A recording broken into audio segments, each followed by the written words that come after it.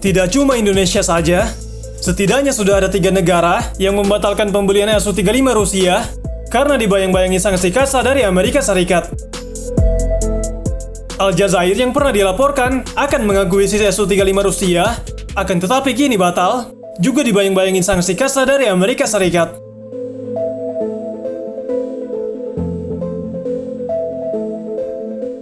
Indonesia dibuat galau dalam rencana pembelian Su-35 karena di bawah Undang-Undang Katsah tersebut, negara-negara yang terlibat dalam transaksi signifikan dengan Korea Utara atau Rusia melalui pembelian peralatan militer dapat ditempatkan di bawah sanksi Amerika Serikat. Seperti yang kita tahu, rencana Indonesia dan banyak negara lain yang ingin membeli jet tempur Su-35 dibayang-bayangi sanksi kasar Amerika Serikat bagi para calon pelanggan Rusia.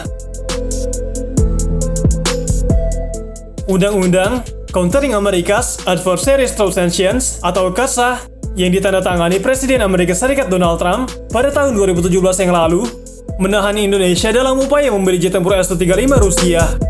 Padahal demi membeli jet tempur Su-35 Rusia, Indonesia sudah menekan nota-nota kesepahaman soal imbal dagang pembelian jet tempur Su-35 yang terus dihalang-halangi Amerika Serikat.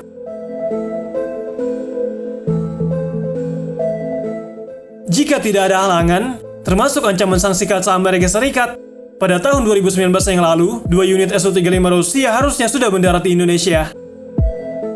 Namun harapan Indonesia untuk mempersenjatai TNI Angkatan Udara dengan jet tempur Su-35 nampaknya saat ini hanya tinggal angan saja.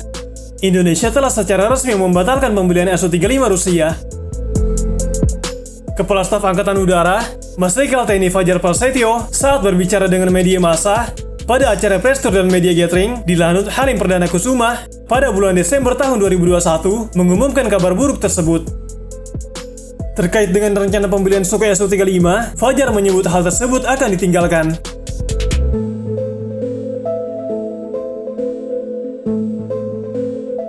Kini yang lebih mengejutkan, meski Su-35 Rusia tidak jadi diborong, Indonesia tetap terancam sanksi kasar dari Amerika Serikat. Pada bulan Desember tahun 2021, Wakil Penasehat Keamanan Nasional India, Pankaj Charan, mengunjungi Indonesia. Ia menemui Menteri Pertahanan Prabowo Subianto dan Kepala Staf Kepresidenan Muldoko. Pankaj Charan membahas adanya peluang kerjasama antar kedua negara di bidang teknologi pertahanan termasuk pengembangan rudal BrahMos. Pankaj Charan mengatakan, "Kami memiliki kepentingan yang sama dalam menangani radikalisme dan ekstremisme. Oleh karena itu, kami dapat mengembangkan kerjasama untuk membangun hubungan yang lebih kuat di bidang pertahanan." India Times melaporkan jika ada kemungkinan ekspor BrahMos ke Indonesia pada kunjungan Prabowo tersebut.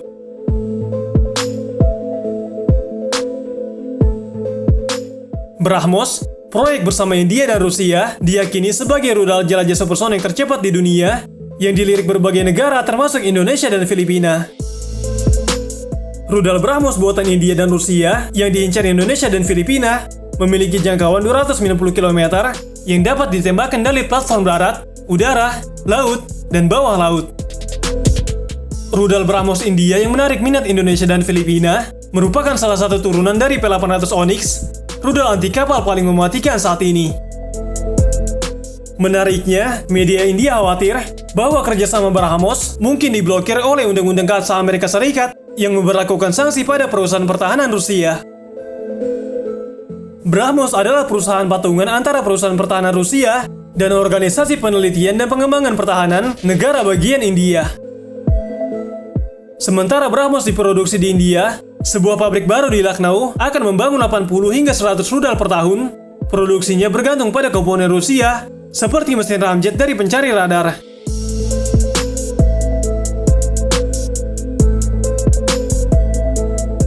Kedua belah pihak baru-baru ini menyelesaikan masalah lama mengenai hak kekayaan intelektual sistem rudal, menjadikannya memenuhi syarat untuk ekspor, tetapi tampaknya tidak ada pihak yang mempertimbangkan sanksi Katsah.